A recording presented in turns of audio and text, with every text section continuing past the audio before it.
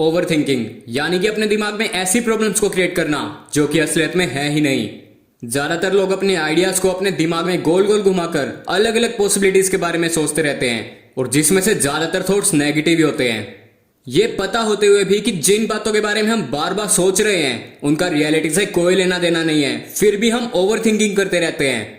लेकिन अगर हम अपने थॉट्स को नेगेटिव वे में सोचने के बजाय पॉजिटिव वे में सोचते हैं तो ओवर थिंकिंग हमारे ऊपर ज्यादा बुरा इंपैक्ट नहीं डालती। लेकिन आमतौर पर हम ऐसा नहीं करते, बल्कि हम सिर्फ उन पॉसिबिलिटीज के बारे में सोचते हैं जिनसे कि कुछ गलत हो सकता है। हम हमेशा सिर्फ ये इमेजिन करते हैं कि इससे और ज्यादा बुरा क्या हो सकता है और फिर उसे हम रियलिटी से कंपेयर करने की कोशिश करते हैं। और ऐसा करने से हमारा स्ट्रेस और एंजाइटी लेवल बढ़ने लगता है और हमें घबराहट भी होने लगती है, सिर्फ ये सोचकर कि अगर ऐसा हुआ तो ये हो जाएगा, वो हो जाएगा। फिर ऐसे में हमें छोटी छोटी बातों को हैंडल करने में भी परेशानी होने लगती है और हमारा कॉन्फिडेंस लेवल भी कम होने लगता है। साथ ही हम अपनी ओवर थिंकिंग से बनाए गए इल्यूजन्स में फंसे रहते हैं। और जब ऐसा होता है तो हम अपने गोल्स को अचीव करने के लिए अपनी मोटिवेशन और डिसिप्लिन को भूलने लगते हैं और फिर हमारे अंदर कुछ भी नया करने की हिम्मत नहीं रहती। हमें लगता है कि अगर हमने कुछ नया ट्राई किया तो हम फेल हो जाएंगे और हद से ज्यादा ओवर थिंकिंग करने की वजह से हम कुछ भी नया ट्राई करने से पहले ही हार मान लेते हैं।